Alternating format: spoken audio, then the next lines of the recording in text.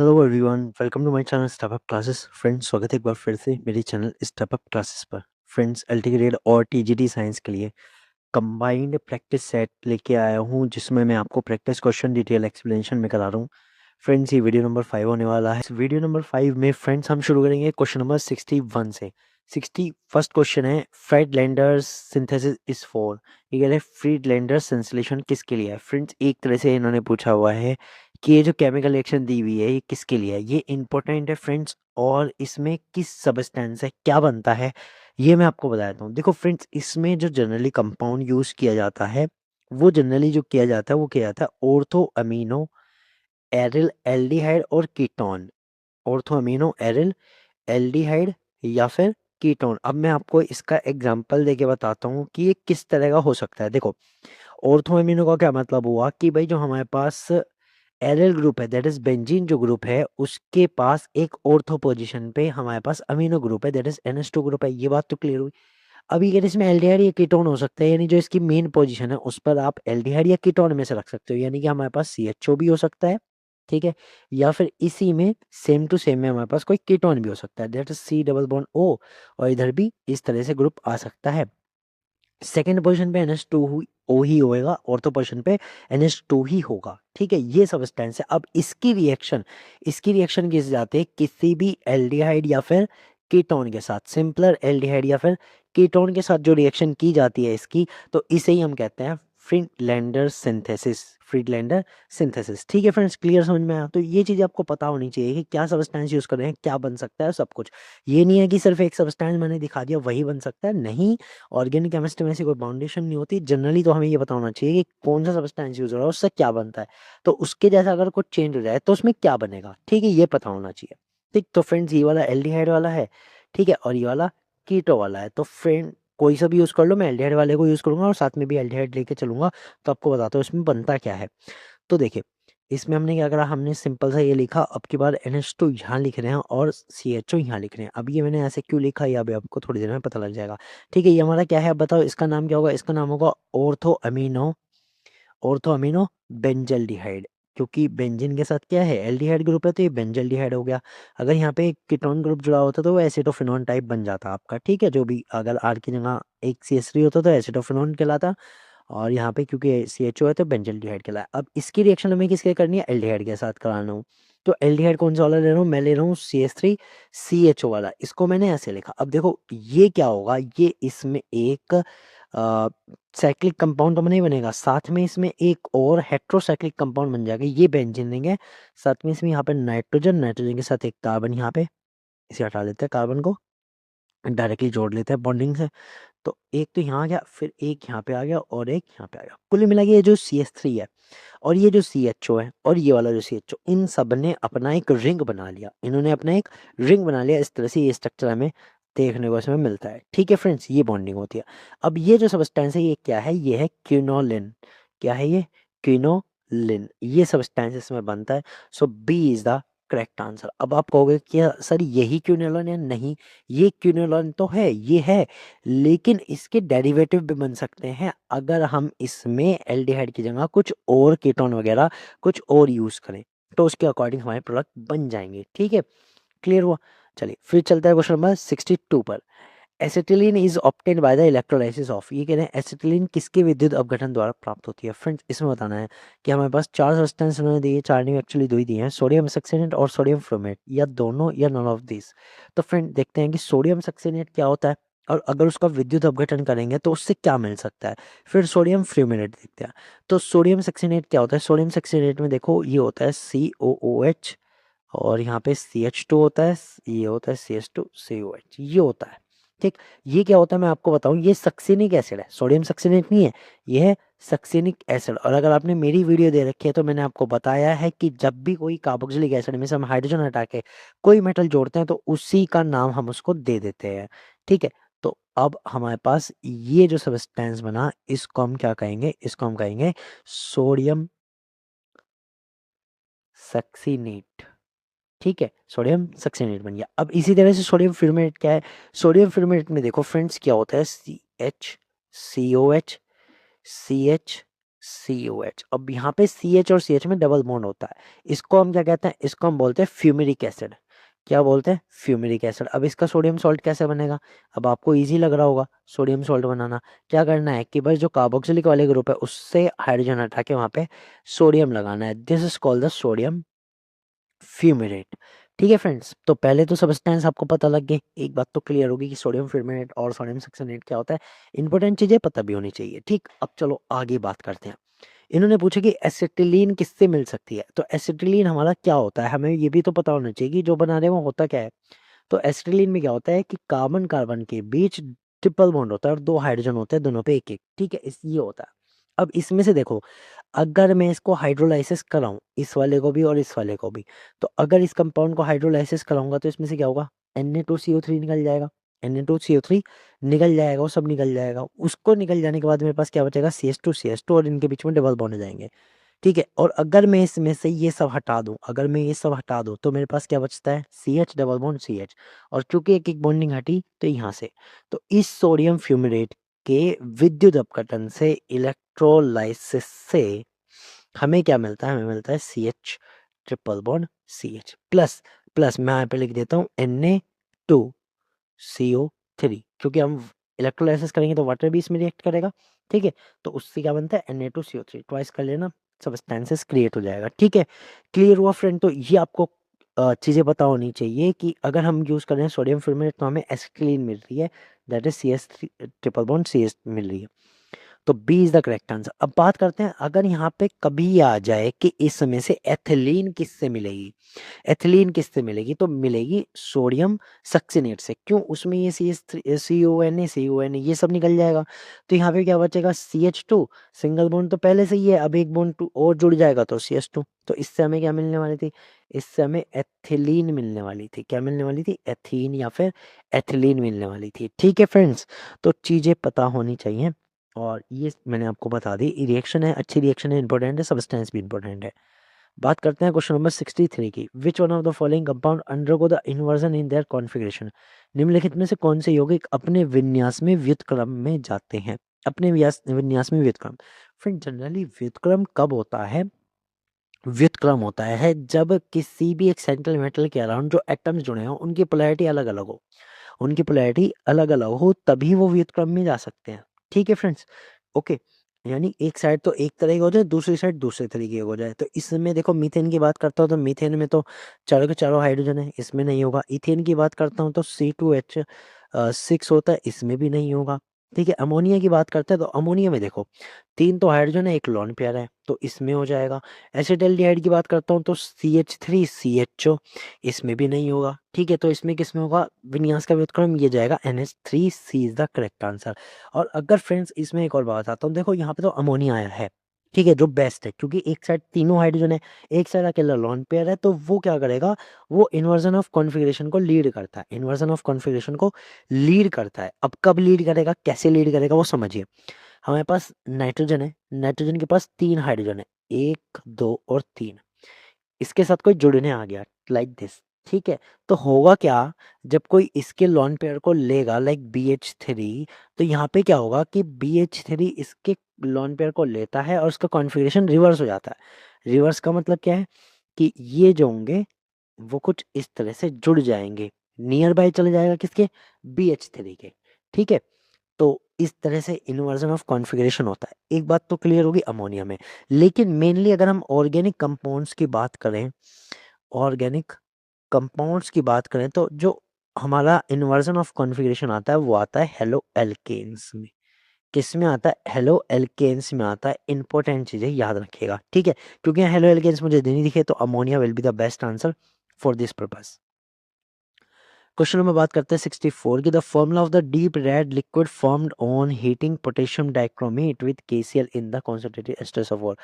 Potassium dichromate को KCl के साथ सांद्र एस्टर्स ऑफ वाटर में गर्म करने पर बनने वाले गहरे लाल रंग के द्रव का क्या सूत्र है। फ्रेंड ये जो क्वेश्चन आया है, ये मैं अगर आपको बताऊं तो पोटेशियम क्लोराइड, ये सब्सटेंसेस जो हैं ये हमारे ऑक्सीडेशन रिडक्शन वाले चैप्टर में आपको मिलेगा। उसमें काफ़ी सारी रिएक्शन है जो पोटेशियम डाइक्रोमेट और पोटेशियम परमैंगनेट की है। ठीक है, उस वाले सब्सटेंस में है, उस वाले चैप्टर में ही है सब्सटेंसेस, तो उनमें ही रिएक्शन। ठीक है, तो पोटेशियम डाइक्रोमेट की बात करते हैं। पोटेशियम डाइक्रोमेट होता है K2Cr2O7, इसकी रिएक्शन कराना है KCl के साथ, साथ में कराना है H2SO4 के साथ। तो इससे जो सब्सटेंस बनता है वो बनता है chromium oxychloride, that is CrO2Cl2, ये बनता है। ठीक है फ्रेंड्स, ये ट्वाइस में बन जाएगा, क्योंकि क्रोमियम 2 है तो ट्वाइस में बन जाएगा, ये बनता है। प्लस जो इसमें एडिशनल सब्सटेंसेस बनता है वो तो बनते ही हैं।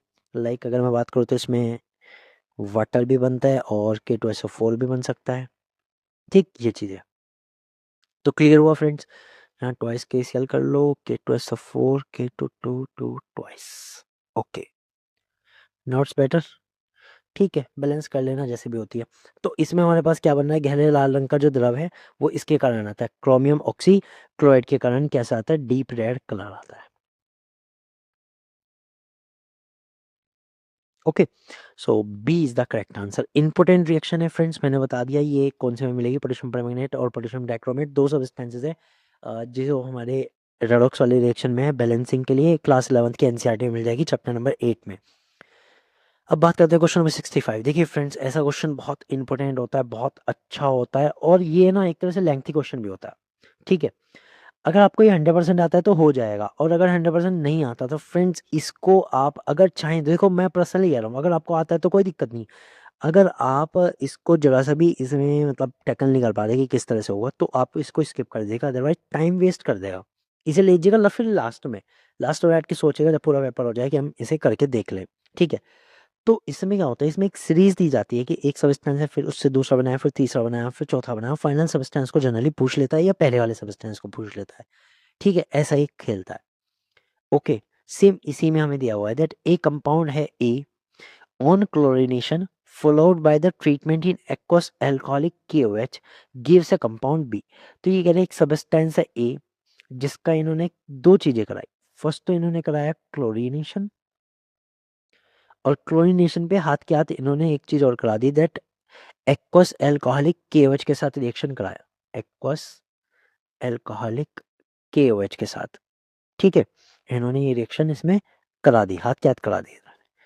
तो इससे जो बना वो सब्सटेंस बी बना, और इस बी सब्सटेंस के अपॉन ऑक्सीडेशन गिव्स सी। इसका ऑक्सीडेशन कराने पे हमें क्या मिलता है, एक सब्सटेंस मिलता है सी।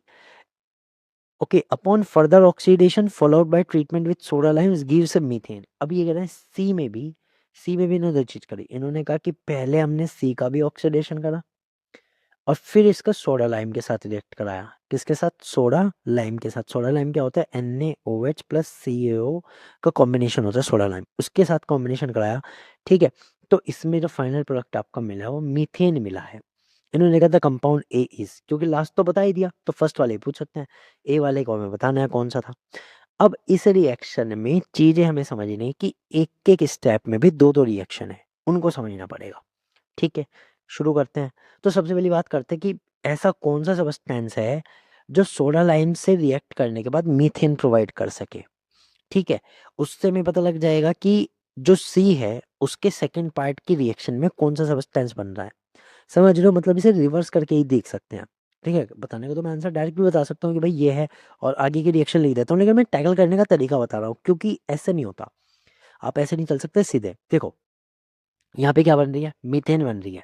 और अभी अभी अगर हम पीछे देख के आए तो पीछे एक फ्रेडलैंडर सिंथेसिस जो आया था, फ्रेडलैंडर सिंथेसिस, उसमें हमने ये देखा था कि अगर हम NaOH की रिएक्शन करा रहे थे किसके साथ में, जो हमारे सब्सटेंस थे एल्डिहाइड वाले, ठीक है, नेट अमीनो एल्डिहाइड वाले, उनकी रिएक्शन से भी कुछ ऐसे बनना था। ठीक है, उनकी रिएक्शन से भी हमें क्या मिल रहा था कि CH2 डबल बॉन्ड CH2 मिल रहा था, CH ट्रिपल बॉन्ड CH मिल रहा था, यहाँ पे मीथेन मिल रहा है। तो ऑब्वियसली मुझे ऐसा लग रहा है कि जो इससे पहला है वो सोडियम सॉल्ट है। मीथेन से पहले कौन है, सोडियम सॉल्ट है। तो फाइनली जो मेरा सबस्टेंस है उससे पहले जो सबस्टेंस है वो क्या है, वो एक सोडियम सॉल्ट है। और सोडियम सॉल्ट जो अप्रोक्सीमेटली जो मुझे लग रहा है, क्योंकि मीथेन मिल रही है। अब समझो, अभी हमने CH2COH लिखा था, तो जब ये पूरा हट गया, CH2CONA लिखा था, ये पूरा हट गया था, ये बचा था, ये हमें मीथेन मिल रहा है। ये क्या मिल रहा है, मीथेन मिल रहा है, ये पूरा हट जा रहा है। तो इस वाले सोडियम सॉल्ट में जो पॉसिबिलिटी है वो है कि ये CH3CONA होगा। समझ गए, रीजन समझ में आया। उसमें भी क्या था भाई, उसमें दो थे वो जुड़ रहे थे आपस में, इसमें एक ही है क्योंकि मीथेन मिल रहा है, तो पॉसिबिलिटी ये है मीथेन मिला।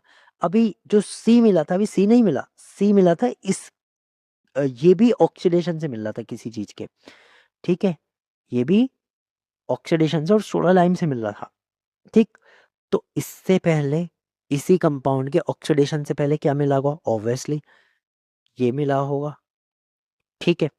इसके ऑक्सीडेशन से पहले इसको हमने क्या करा यहाँ पे, ये समझ लो सोडा लाइम की रिएक्शन से और सोडियम की रिएक्शन से हमें क्या मिला, CH3CONA, उसकी रिएक्शन से मीथेन मिला, तो ये बना। अभी ये भी सी नहीं है, इसका ऑक्सीडेशन हुआ था तब ये मिला था, सी का ऑक्सीडेशन हुआ था तब ये मिला था।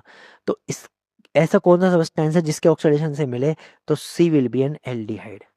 क्या होगा, सी एल्डिहाइड होगा, ठीक है, सी एल्डिहाइड है। अब उसने कहा कि बी के ऑक्सीडेशन से सी मिला, दैट इज एल्डिहाइड किसके ऑक्सीडेशन से मिलता है, दैट इज अल्कोहल के, अल्कोहल के। और उसने कहा कि अल्कोहल से पहले अल्कोहलिक KOH के साथ और क्लोरीनेशन करा रखा है, तो क्लोरीनेशन और अगर हम कराएं अल्कोहलिक KOH का, ठीक है, तो फ्रेंड जो ए सब्सटेंस आ सकता है वो क्या आ सकता है, एल्केन आ सकता है।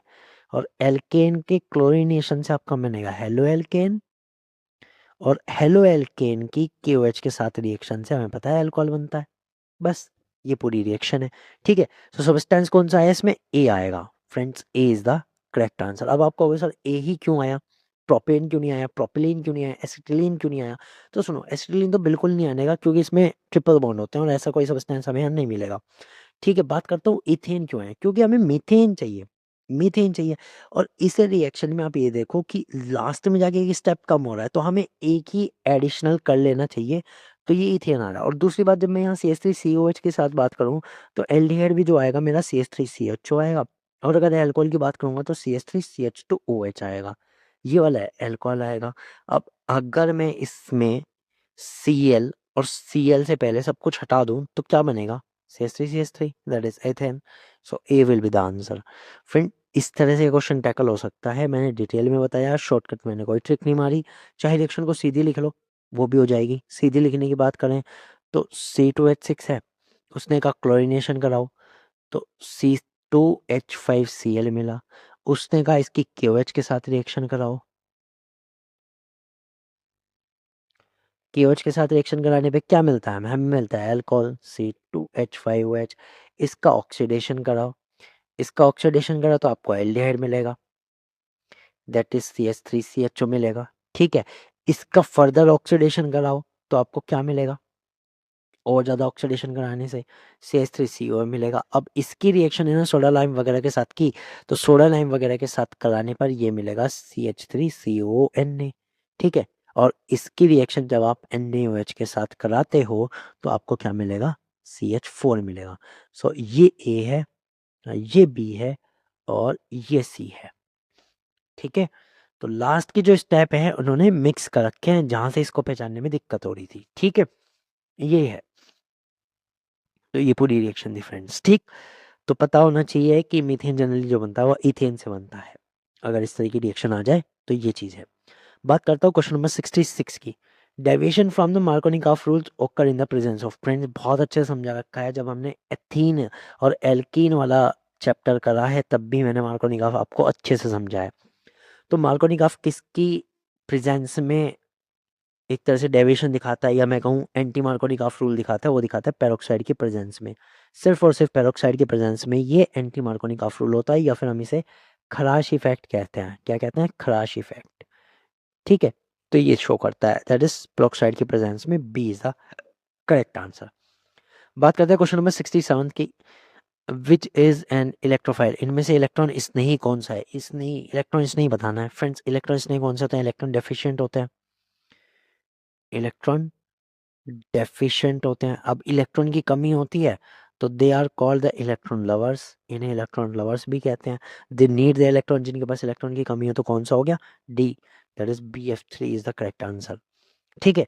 तो बोरोन ट्राइफ्लोराइड आ जाए, BCl3 आ जाए, ये सब हमारे क्या होते हैं, इलेक्ट्रोफाइल्स होते हैं, ठीक है। जनरली पॉजिटिव होते हैं, न्यूट्रल वालों में BF3 BCl3 BeCl2 ये सब हमारे इलेक्ट्रोफाइल की तरह काम करते हैं। FeCl3 is an electrophile, AlCl3 is an electrophile, वो सभी इलेक्ट्रोफाइल की तरह काम करते हैं। तो जनरली जो इलेक्ट्रोफाइल्स होते हैं या तो पॉजिटिव होते हैं या न्यूट्रल होते हैं, neutral with electron deficient, electron deficiency. Okay, तो D is the correct answer है। अब बात करते हैं क्वेश्चन नंबर 68 की। फिजिक्स का क्वेश्चन है, the diameter of the objective of a telescope is 0.1 metre, wavelength of the light is 6000 angstrom, resolving limit will be. ये कह रहे हैं एक ऑब्जेक्टिव है जिसका डायमीटर, टेलीस्कोप का डायमीटर 0.1 m है, ठीक है। दूरदर्शी के अभिदर्शक का जो व्यास है 0.1 मीटर है, वेवलेंथ जो है लाइट की 6000 एंगस्ट्रॉम है। विभेदन सीमा बतानी है। विभेदन सीमा मतलब resolving unit limit, resolving limit बतानी है। फ्रेंड्स इसका तो डायरेक्ट फॉर्मूला ही यूज़ कर लेंगे हम, और बाकी क्योंकि हमारा जो डायमीटर दे रखा हुआ 0.1 मीटर है, ठीक है, मीटर में है, तो वेवलेंथ को 6000 एंगस्ट्रॉम को हम मीटर में कन्वर्ट कर लेते हैं। That will be 6000 into 10⁻⁻10 metre. Okay, ये कर लेते हैं, बस इतना सा हमें करना पड़ेगा। बाकी अब बात करते हैं फॉर्मूले की। तो हमारा जो रिसॉल्विंग लिमिट यानी कि विभेदन क्षमता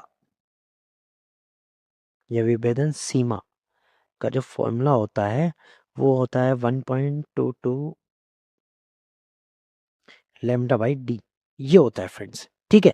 तो 1.22 इंटू 6000 इंटू 10⁻⁻10 डिवाइडेड बाई 0.1, तो ये हो जाएगा। अब यहाँ से जो भी कुछ कैलकुलेट करके आपका आंसर है वो देख लो क्या आंसर आ रहा है। ओके, तो मेरा जो आंसर आ रहा है वो यहाँ से आएगा 7.32 इंटू 10⁻⁻6। तो इसमें से कौन सा भी आंसर नहीं है। तो अप्रोक्सीमेटली अगर मैं कहूँ, क्योंकि इन्होंने 6 में ही दे रखा है सब, तो 6 इंटू 10⁻⁻6 रेडियन। अप्रोक्सीमेटली इन्होंने ये किया है कि 1.22 को इन्होंने सिंपल 1 रख लिया या फिर लैम्डा बाई 2 से कर लिया। इन्होंने जो क्वेश्चन किया हुआ है सिर्फ लैम्डा बाई डी से किया हुआ है, ठीक है। So D is the correct answer. Okay, D is the correct answer. Friends ये लैम्डा बाई डी से इन्होंने किया, वैसे तो 1.22 लैम्डा बाई डी होता है, तो मैंने उसी से किया था। अब 1.22 लैम्डा बाई डी से ही करना। बात करते हैं क्वेश्चन नंबर 69 की। Wavelength of a laser beam can be used as a standard of. ये लेजर पुंज की जो तरंग दैर्ध्य है को मानक माना जा सकता है किस चीज़ का? टाइम का, टेम्परेचर का, एंगल का, लंबाई का। फ्रेंड्स अगर तरंग दैर्ध्य की बात करूँ, वेवलेंथ की बात करूँ, तो वेवलेंथ किस चीज़ से मेज़र होती है? वेवलेंथ होती है लेंथ से मेज़र, लंबाई से मेज़र, ठीक है। तो ये लंबाई का ही मेज़रमेंट हो सकता है। D is the correct answer, ठीक है। इसके अलावा वेवलेंथ से तो आप ये नहीं नाप सकते, टाइम वगैरह, टेम्परेचर, एंगल नहीं नाप सकते, सिर्फ लंबाई नाप सकते हो। वेवलेंथ से लंबाई नाप सकते हो। अब आपको अगर सर वेवलेंथ से ये भी तो नाप सकते हैं कि लेज़र को भेजा और कितने टाइम में वापस आ गई, टाइम मेज़र कर लो। फ्रेंड्स टाइम मेज़र करने के लिए भी आपको एक चीज़ चाहिए ना। अगर आप लेज़र को कहीं से स्टार्टिंग पॉइंट से लास्ट तक भेज रहे हो और फिर वो वापस आ रही है टकरा के कहीं से, तो ये ध्यान दो उसमें आपको टाइम के लिए डिस्टेंस पहले पता होनी चाहिए। सो it will be a perfect measurement for the length. Okay, now question number 70 की बात करते हैं। 70 क्वेश्चन बहुत अच्छा है फ्रेंड्स, अलग सा है और कहाँ से आया है बताता हूँ। ये कह रहे हैं डिफ्रैक्शन ग्रेटिंग, विवर्तन grating is illuminated by the light of wavelength lambda is equal 500 nanometre. If the grating element D is 500 nanometer, what will be the highest order of the spectrum visible through the grating? Friends ये जो question आया है ये diffraction जो एक phenomena होती है light की उससे आया है, यानी कि विवर्तन वाले क्वेश्चन से आया है, ठीक है। और विवर्तन, डिफ्रैक्शन, पोलराइजेशन, इंटरफेरेंस वो सारा का सारा चैप्टर में बना चुका हूँ वेव ऑप्टिक्स में। कहाँ पे? वेव ऑप्टिक्स में मैं पूरा डिटेल में एक्सप्लेन कर चुका हूँ, ठीक है। चलो छोटी छोटी चीज़ें बताता हूँ। तो वेवलेंथ का तो आपको पता ही है, इसकी तो कोई दिक्कत नहीं है। बात करते हैं ग्रेटिंग एलिमेंट क्या होता है। देखो जब हम डिफ्रैक्शन करते हैं फ्रेंड्स, तो हम ना सिल्ट लेते हैं। अब जो सिल्ट होता है जनरली इसके बीच में ये जो डिस्टेंस होती है, ठीक है, इससे ही हम बोलते हैं डी। और ग्रेटिंग एलिमेंट क्या बोलते हैं?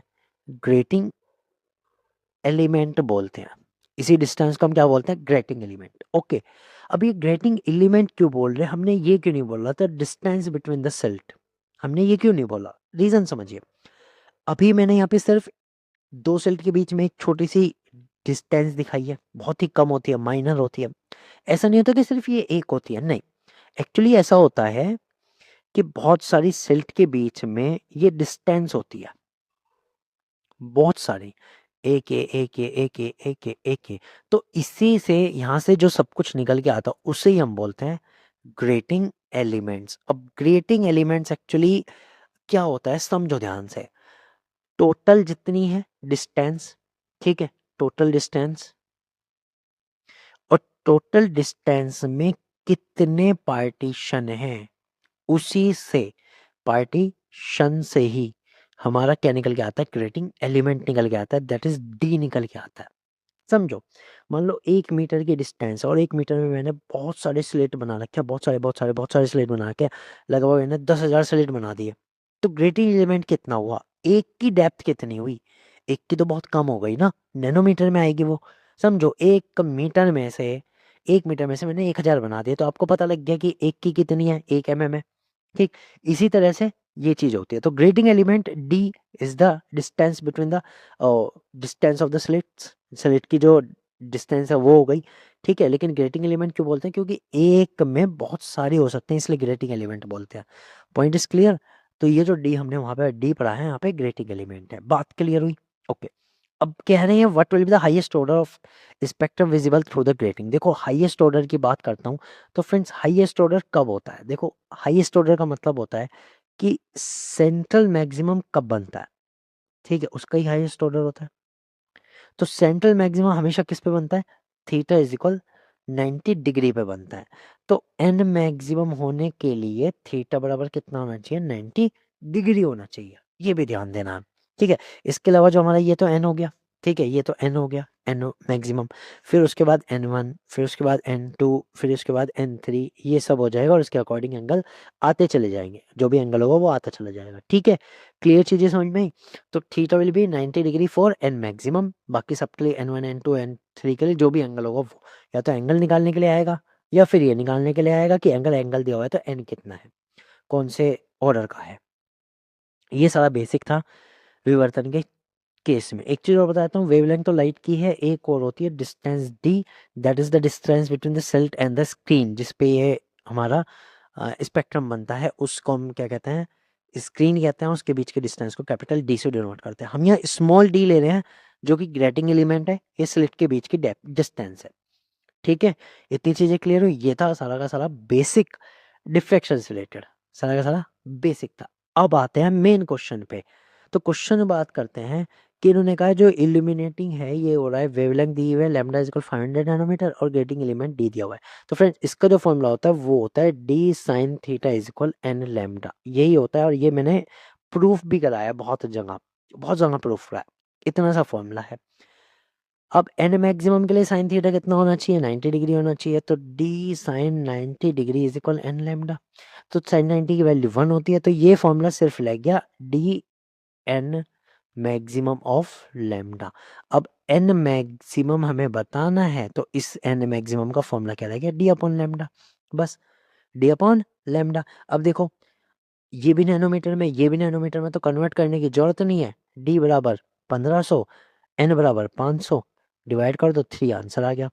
तो एन की जो वैल्यू आ गई, कौन सी आ गई, थर्ड ऑर्डर। ठीक है, तो मैक्सिमम कितने बन जाएंगे, 3 बन जाएंगे। एन की वैल्यू कितनी आ गई, मैक्सिमम वैल्यू 3 आ गई। ठीक है फ्रेंड्स, तो एन मैक्सिमम कितना होगा, 3 बन जाएंगे। मैक्सिमम कितने बनेंगे, 3, जिनके लिए थीटा इज इक्वल 90 डिग्री से शुरू हो जाएगा।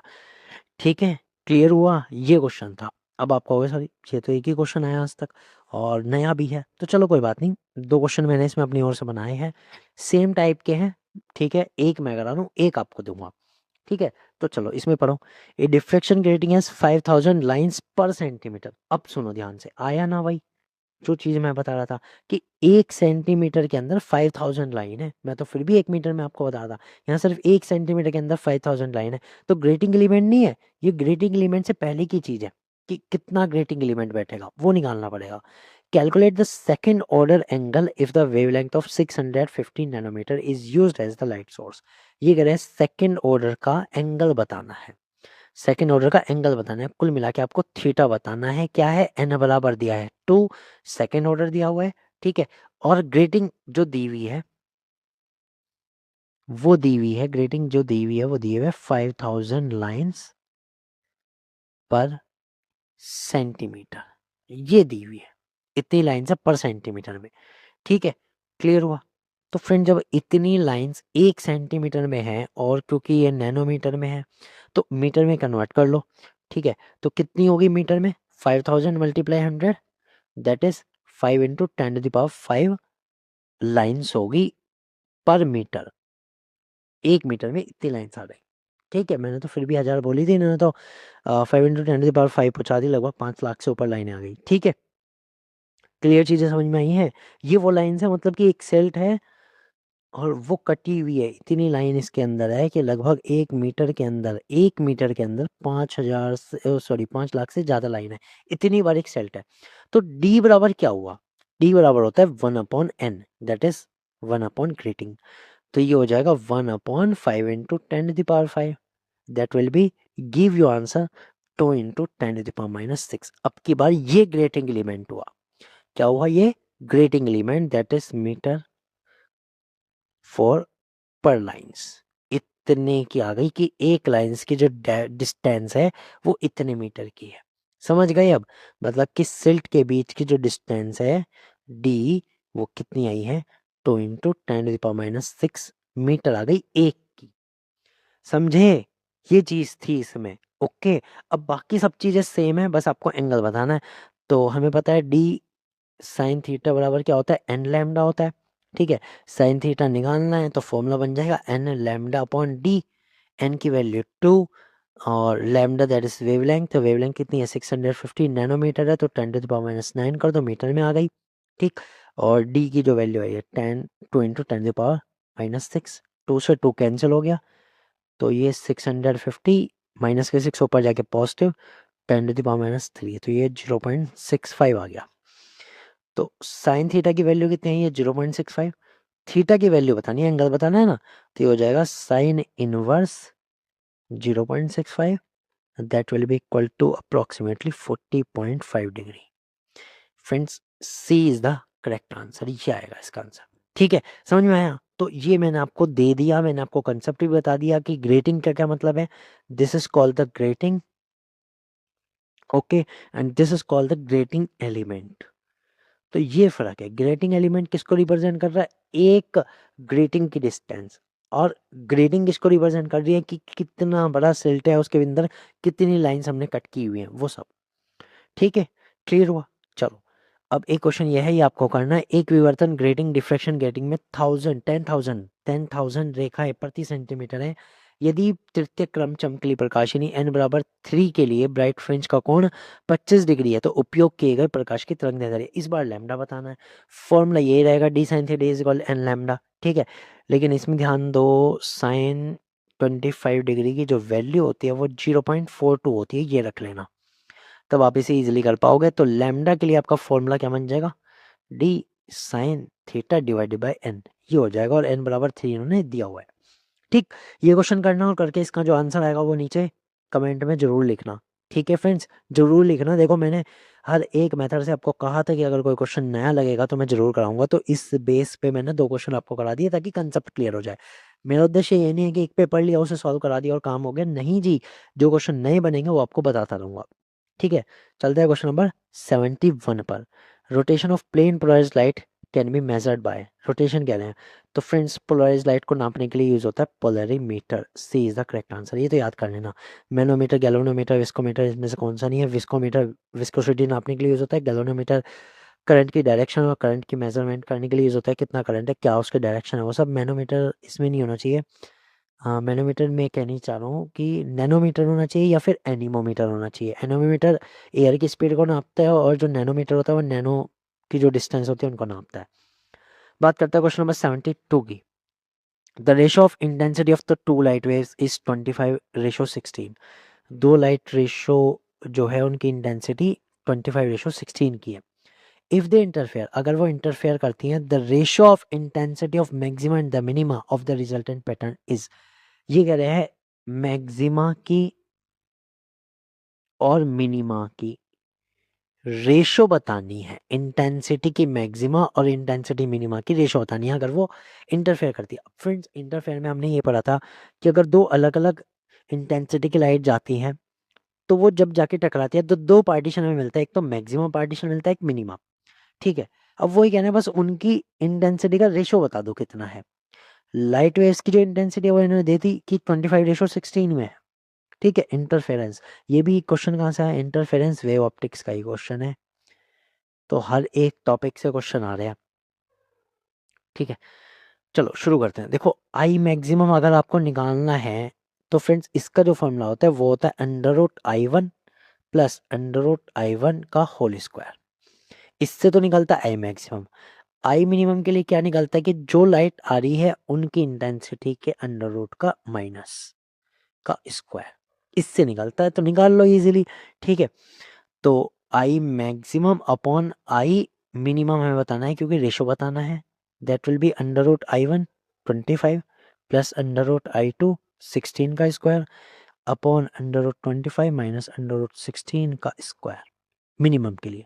तो मैक्सिमम में दोनों के अंडर रूट का सम का स्क्वायर हो जाएगा, मिनिमम में दोनों के अंडर रूट के जो वो आएगा सब्ट्रैक्शन उसका स्क्वायर हो जाएगा। तो ऊपर वाले में 5 + 4 का स्क्वायर, नीचे वाले में 5 - 4 का स्क्वायर, दैट विल बी 9 का square divided by 1। 81 divided by 1, 81:1 आ गया। So D will be the correct answer. ठीक है फ्रेंड्स, तो ये क्वेश्चन था बहुत इजी सा, इंटरफेयर का था, इंटेंसिटी की बतानी थी, मैक्सिमम और मिनिमम। इसमें तो रेशो पूछा था, सिंपल भी आ सकता है, क्या बताओगे, तो इस तरह से बता देना। ठीक है, इसमें कोई इतनी बड़ी, इसमें कोई रॉकेट साइंस तो बिल्कुल नहीं है। ओके क्लियर, चलो चलते हैं क्वेश्चन नंबर 73 पर। Which of the following statement is are true for the human eye lens, choose the correct answer for the code given below. ये कह रहे हैं निम्न में से कौन सा कथन मानव अभिनेत्री यानी मानव नेत्र लेंस के लिए सही है, से उत्तर को चुनाव करना है। सो इसमें स्टेटमेंट दिया it is a convex lens, ये एक उत्तल लेंस होता है, ये तो सही है, लेंस कॉन्केव लेंस होता है। It is a concave lens, ये अवतल लेंस होता है, गलत। थर्ड स्टेटमेंट है it is a convex lens of variable focal length, ये एक परिवर्तनशील फोकस दूरी का उत्तल लेंस होता है, ये भी सही बात है। कॉन्वेक्स लेंस जो होता है उसकी जो फोकल लेंथ होती है वो चेंज हो सकती है because is made up of protein jelly like substance, और सिलेरी मसल्स के थ्रू होती है। तो मैं यहाँ लिख देता हूँ by the help of ciliary muscles, किसके थ्रू होती है, सिलेरी मसल्स के थ्रू चेंज होती है। ये जो फोकल लेंथ का वेरिएबल वेरिएशन है वो किसके कारण होता है, सिलेरी मसल्स के एक्शन के कारण। ठीक है, और फोर्थ पढ़ते हैं it form a real and inverted image of distance object at the retina, ये रेटिना पर दूरस्थ वस्तु का वास्तविक उल्टा प्रतिबिंब बनाता है, ये भी सही है। हमारे रेटिना पर आंख के अंदर जो रेटिना होती है उस पे जो इमेज होती है, किसी भी इमेज का जो वो बनता है, मतलब किसी भी ऑब्जेक्ट की जो इमेज बनती है वो उल्टी इमेज बनती है, फिर वो सेंसरी ऑप्टिक नर्व्स के थ्रू जाती है ब्रेन तक, वो ब्रेन उसको विजुलाइज करके सीधी करती है। सारी चीजें सीधी दिख रही हैं लेकिन जो इमेज बन रही है वो उल्टी बन रही है, ये फैक्ट है। तो इसमें फर्स्ट सही है, थर्ड सही है और फोर्थ सही है, तो हमारा जो आंसर आता है वो आता है C. First, third and fourth, C is the correct answer. ठीक है, तो कॉन्वेक्स लेंस वाला अगर फर्स्ट सिस्टम ने दिया है तो सही मानेंगे, और वेरिएबल फोकल लेंथ होती है ये भी सही है, और थर्ड तो बिल्कुल अभी सही है, और फोर्थ भी बिल्कुल सही है क्योंकि रेटिना पर इन्वर्टेड इमेज बनती है, उल्टी इमेज बनती है, रियल बनती है, उल्टी इमेज बनती है। बात करते हैं क्वेश्चन नंबर 74 की। इन displacement length of images in the two position are 9 cm and 4 cm respectively, the length of the object is। अच्छा, विस्थापन विधि में लेंस की दो स्थितियों में प्रतिबिंब की लंबाई 9 सेंटीमीटर और 4 सेंटीमीटर है, वस्तु की लंबाई होगी। फ्रेंड्स ये आएगा in displacement method. Okay, displacement विधि में लेंस की दो विभिन्न स्थितियों में प्रतिबिंबों की जो लंबाई आ रही है 9 सेंटीमीटर और 4 सेंटीमीटर आ रही है, वस्तु की लंबाई बतानी है। तो फ्रेंड्स वस्तु की लंबाई जो यहाँ से फॉर्मूला होता है वो होता है एल इज इक्वल, वस्तु की लंबाई का L is equal L1 × L2।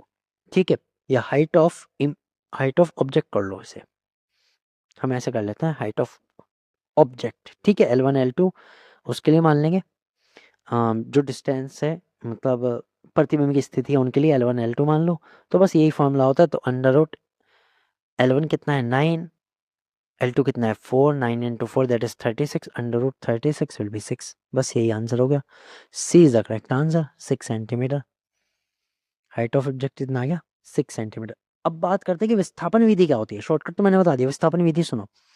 Actually हमारे पास बहुत सारे मेथड होते हैं जिसमें हम ऑब्जेक्ट रखते हैं, फिर जो इमेज पिन होती है उसको आगे पीछे खिसका के डिस्टेंस निकाल के फिर फॉर्मूला 1/f=1/v-1/u उससे हम सॉल्व करके फोकल लेंथ निकालते हैं। डिस्प्लेसमेंट मेथड में क्या होता है फ्रेंड्स, एक साइड तो होता है ऑब्जेक्ट, ठीक है, बीच में आ गया लेंस, और दूसरी साइड होती है एक स्क्रीन। इसमें ऑब्जेक्ट भी फिक्स रहता है, स्क्रीन भी फिक्स रहती है, और जो लेंस है उसको सरकाया जाता है, लेंस को इधर उधर सरकाया जाता है। तो अब लेंस को जब सरकाओगे, मान लो पहले लेंस को आपने यहाँ तक लेके आए, तो इसको मान लो पोजीशन P1, फिर आपने लेंस को सरकाया, आप इसे लेंस को यहाँ तक लेके आए, ये मान लो पोजीशन P2, ठीक है। तो इनके बीच की डिस्टेंस x होती है। अब समझो, जैसे ही आप लेंस को सरका रहे हो तो ऐसा तो नहीं होगा ना कि हर जगह इमेज एकदम क्लियर बन जाएगी, हमें स्क्रीन पे दिखनी भी तो चाहिए ऑब्जेक्ट की इमेज। तो इससे दो ही पोजीशन जनरली निकलती है जिससे स्क्रीन पर क्लियर इमेज बन सके, इन्वर्टेड बन सके, चाहे रियल बन सके, चाहे इन्वर्टेड, चाहे वर्चुअल एंड डायरेक्ट, कैसी भी बन सके, बस स्क्रीन पर बननी चाहिए, ठीक है, बननी चाहिए। तो दो पोजीशन निकली जिनके बीच की डिस्टेंस हम निकाल लेते हैं एक्स। अब पोजीशन जो निकलती है वो तो निकल गई, ऑब्जेक्ट की जो इमेज बनती है स्क्रीन पर उसकी लंबाई कम ज़्यादा होती है, कभी बड़ी कभी छोटी, वो भी हो सकती है, क्योंकि भाई जब लेंस को दूर पास करोगे तो लंबाई कम ज़्यादा होगी ऑब्वियसली। तो ये चीज़ आपको क्लियर हो गई, ठीक है, मेथड पता लग गया। अब ऑब्जेक्ट और स्क्रीन के बीच की जो डिस्टेंस होती है वो होती है डी। एक चीज़ तो सबसे ज़रूरी यही है, आपको ये पता होना चाहिए डी कितना होना चाहिए।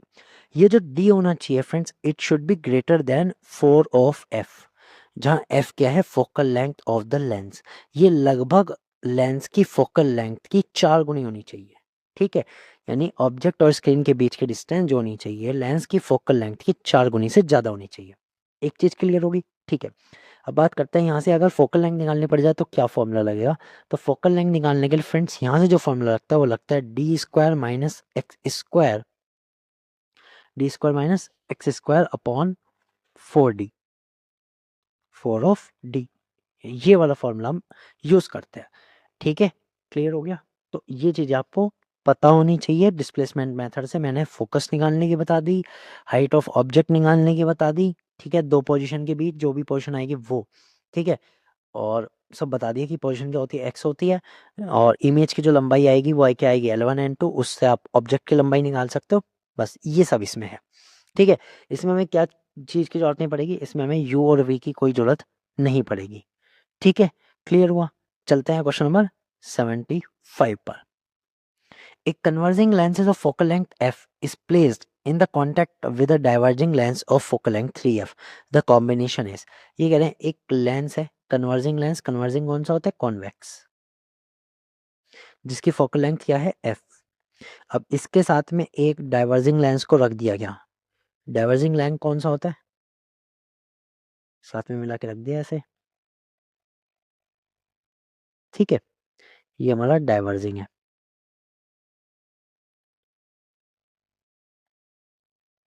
डाइवर्जिंग कौन सा होता है, कॉनकेव, इसकी जो है वो 3f है, ठीक है। तो ये कह रहे हैं इस कॉम्बिनेशन की जो हमें बताना है वो क्या है, ए diverging lens of focal length 3f/2, कि ये जो बन गया हाँ, ये कॉम्बिनेशन कैसा बन गया, ये कह रहे हैं कॉम्बिनेशन डाइवर्जिंग लेंस बन गया जिसकी जो फोकल लेंथ है 3f/2 आएगी, कन्वर्जिंग लेंस बन जाएगा फोकल लेंथ 2f का, डाइवर्जिंग लेंस बनेगा फोकल लेंथ 3f का, या फिर कन्वर्जिंग लेंस बनेगा फोकल लेंथ 3f/2 का। तो हमें कैसा पता लगेगा फ्रेंड्स, इसका हमें निकालना पड़ेगा combination of focal length, combination of focal length निकालना पड़ेगा, ठीक। फॉर्मूला क्या होता है, फॉर्मूला होता है 1/f is equal 1/f1 plus 1/f2।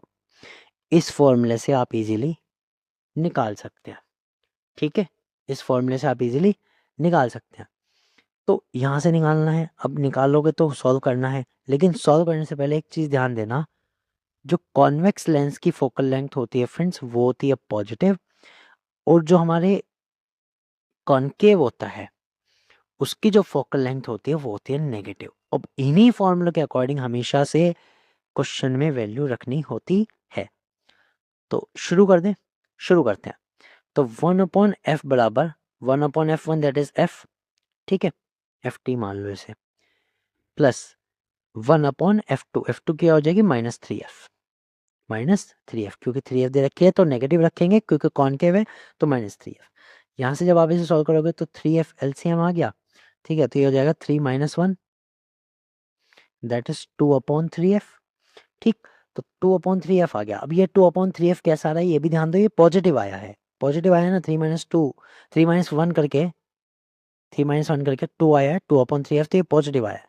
तो एफ टी बराबर क्या रहेगा, एफ टी बराबर रहेगा 3f/2, और क्योंकि ये पॉजिटिव है तो पॉजिटिव है तो ये कैसा होगा, कन्वर्जिंग होगा, या फिर हम कह सकते हैं कॉन्वेक्स होगा। ठीक है, तो ये कैसा बना, ये बना कन्वर्जिंग लेंथ और focal length 3f/2, so D is the correct answer. ठीक है फ्रेंड्स, इस तरह से क्वेश्चन हमने किया। तो लेंस के कॉम्बिनेशन से ये क्वेश्चन आया है, दो लेंस दिए थे, फोकल लेंथ दी थी, दोनों ही कॉम्बिनेशन से देखना है क्वेश्चन में, कॉनकेव आएगा तो नेगेटिव रखनी है, और फिर फाइनल आंसर में जैसा भी आ रहा होगा उसके अकॉर्डिंग देखना है। फाइनल आंसर में अगर आपका नेगेटिव पॉजिटिव का सिस्टम रहता है तो उसके हिसाब से आप कर लेना, कोई दिक्कत नहीं है। चलते हैं क्वेश्चन नंबर 76 पर। The number of cardinal points in a thin lens is, cardinal points friends, cardinal points जो होते हैं, जो हमारे थिन लेंस होता है और जो थिक लेंस होता है, दोनों में अलग अलग होते हैं। कार्डिनल पॉइंट्स की अगर मैं बात करूँ, थिन लेंस और थिक लेंस में अलग अलग होते हैं। थिन लेंस में दो होते हैं कार्डिनल पॉइंट्स, एक तो होते हैं नोडल पॉइंट्स और दूसरे होते हैं प्रिंसिपल पॉइंट्स। ठीक है फ्रेंड्स, दो होते हैं, कार्डिनल और not principal, so B will be the correct answer. अब बात करता हूँ कि कार्डिनल पॉइंट्स उसमें भी होंगे, थिक लेंसेज में, जो मोटे लेंस होते हैं उनमें भी होंगे, बिल्कुल होंगे। तो उसमें कौन कौन से होते हैं, उसमें तीन होते हैं, एक तो होते हैं नोडल पॉइंट्स, फिर आते हैं आपके प्रिंसिपल पॉइंट्स, और फिर आते हैं आपके फोकस पॉइंट्स। ठीक है फ्रेंड्स, तो उसमें तीन टाइप के हो जाते हैं। ओके, तो ये याद रखना, और ये जो कंसेप्ट है ये सिर्फ और सिर्फ कॉन्वेक्स लेंस के केस में काम करता है। ठीक, कॉन्वेक्स के केस में जनरली काम करता है सही तरीके से, उसमें सही तरीके से पहचान में आ जाता है। बात करते हैं क्वेश्चन नंबर 77 फ्रेंड्स, प्रिज्म से रिलेटेड क्वेश्चन है, इंपॉर्टेंट है, प्रिज्म के फॉर्मूला पर बेस्ड है, रिफ्रैक्टिव इंडेक्स निकालते हैं ना प्रिज्म का, तो उसके फॉर्मूला पे बेस्ड है, बहुत इंपॉर्टेंट क्वेश्चन है। A prism of angle 60 degree has a minimum deviation angle of 30 degree.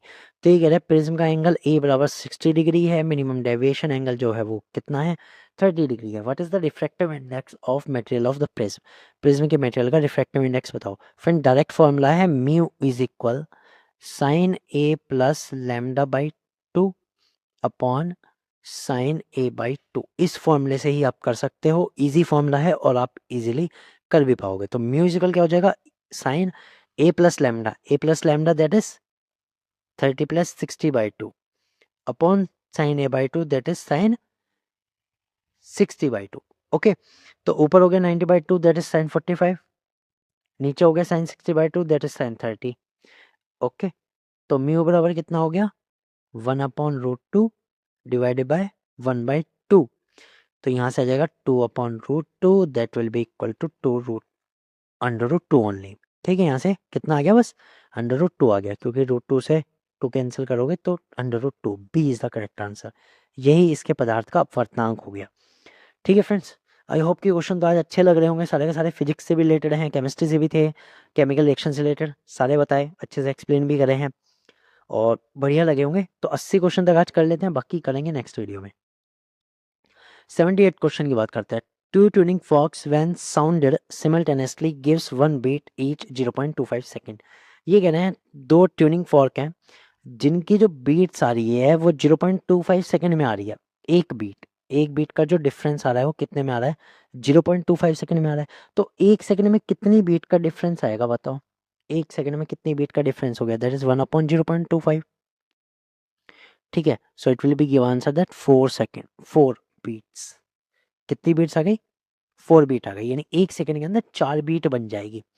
0.2 second का जो डिफरेंस था एक बीट का था 0.25 सेकेंड का, 1 सेकंड में कितनी बीट्स बनी, 4 बीट का डिफरेंस आ गया। अब इनकी फ्रीक्वेंसी का डिफरेंस बताना है। फ्रेंड देखो बीट क्या होती है, एक तरह से बीट भी तो वही है, फ्रीक्वेंसी जनरेट हो रही है, ठीक है। सो जो बीट का डिफरेंस आया वही फ्रीक्वेंसी का आएगा, ठीक है। So the difference of frequency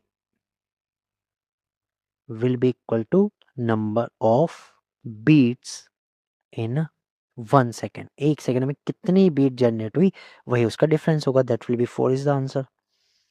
4 आ जाएगा इसका आंसर, कितना आ जाएगा 4।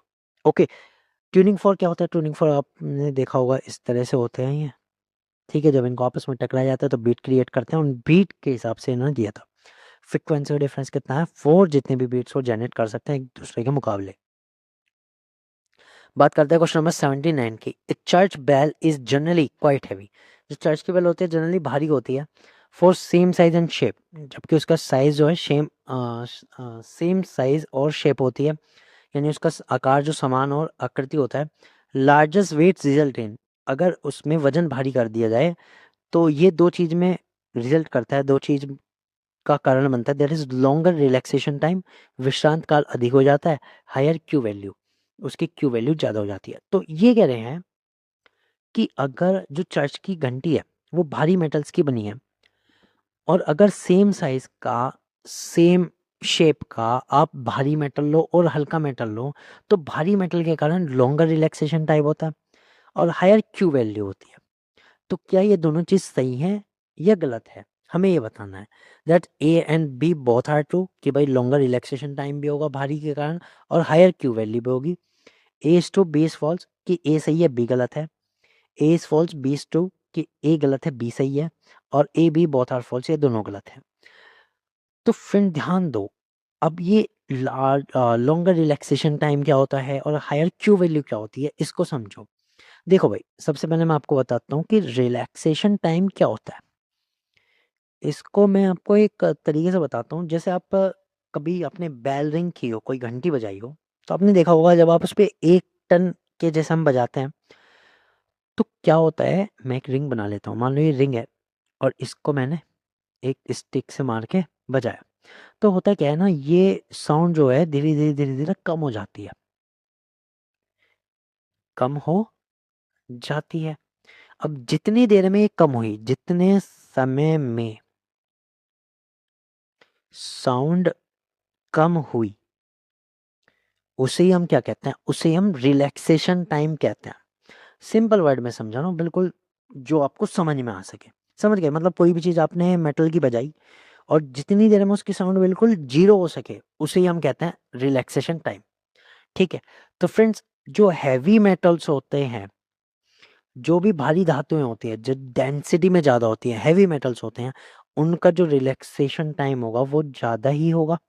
उनसे जो साउंड होगी वो ज़्यादा देर तक आएगी, तो रिलैक्सेशन टाइम ज़्यादा हो जाता है। That we can say heavy metal result in longer relaxation time. So A जो है वो हमारा करेक्ट हो जाता है। एक बात क्लियर होगी। बात करते हैं दूसरी, हायर क्यू वैल्यू। अब ये एक मेथड तो बता दिया मैंने, रिलैक्सेशन टाइम तो बता दिया। सेकेंड बात करते हैं क्यू वैल्यू। अब ये है क्या, actually it is the energy loss of sound in the environment. Environment में साउंड की कितनी एनर्जी लॉस होगी, ये वो है, ठीक है। तो ये यानी हायर क्यू वैल्यू की एनर्जी ज़्यादा लॉस होती है, एनर्जी कम लॉस होती है, ये बताना है। तो फ्रेंड देखो, जब कोई मेटल हैवी होगा तो उससे जो साउंड निकलेगी वो ज़्यादा एनर्जी को लॉस करती चली जाएगी, ठीक है। मतलब एनर्जी को, अगर हाई क्यू वैल्यू होगी तो जो एनर्जी लॉस होगा वो कम होगा। मैं लिख देता हूँ, high Q value less energy loss, less energy loss, ठीक है। तो ज्यादा क्यू वैल्यू के कारण क्या होगा, एनर्जी लॉस कम होगा। अब जो मेटल जितना हैवी होगा वो उतनी कम एनर्जी को लॉस करेगा, उसके कारण एनर्जी कम लॉस होगी।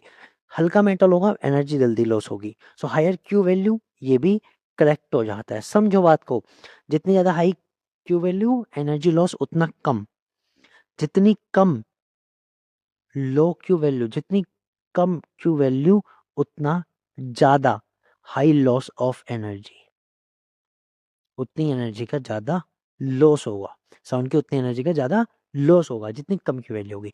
तो मेटल्स, हैवी मेटल्स दोनों के लिए फायदेमंद है, that is A is the correct answer. विश्रांति काल भी अधिक होता है ज़्यादा भारी मेटल से, और क्यू का मान भी अधिक होता है, यानी एनर्जी कम लॉस होती है। ठीक है फ्रेंड्स, आई होप की चीज़ें क्लियर हुई होंगी। ठीक है, चलते हैं क्वेश्चन नंबर 80 पर। Two spring of force constant के and 2k are connected to a mass as shown below. ये कह रहे हैं भाई इनमें से दो स्प्रिंग है, एक की वैल्यू के है, स्प्रिंग कांस्टेंट के है, और दूसरे का स्प्रिंग कांस्टेंट, ये बल नियतांक जो है वो 2k है। इस ठीक है, तो पिंड के दोलन की आवृत्ति बतानी है, the frequency of the oscillation of the masses. पिंड के दोलन दैट इज एम की आवृत्ति बतानी है। तो फ्रेंड्स फ्रीक्वेंसी का फॉर्मूला क्या होता है? फ्रीक्वेंसी का फॉर्मूला होता है 1/2 पाई अंडर रूट के अपॉन एम, ये होता है। अब क्योंकि दो स्प्रिंग है तो टोटल के निकाल लो, दैट इज के इक्वलेंट क्या हो जाएगा? के इक्वलेंट हो जाएगा K plus 2k, that will be equal to 3k। बस, तो एफ बराबर क्या हो गया? फ्रीक्वेंसी बराबर हो गया 1/2 pi under root 3k by M, and this will be the answer. बस, क्योंकि इसी में टर्म्स में आंसर पूछा है तो ये आंसर हो गया, C is the correct answer. ठीक है फ्रेंड्स, तो इस तरह से आप ये देखिए मैंने 80 क्वेश्चंस तक करा दिए हैं, बाकी भी इसके चलते रहेंगे, और ये प्रैक्टिस सेट की सीरीज ऐसी चलती रहेगी, वीडियोस एक के बाद एक आती रहेंगी। ठीक है, 80 क्वेश्चन तक हो चुके हैं और आगे भी हम चलते रहेंगे।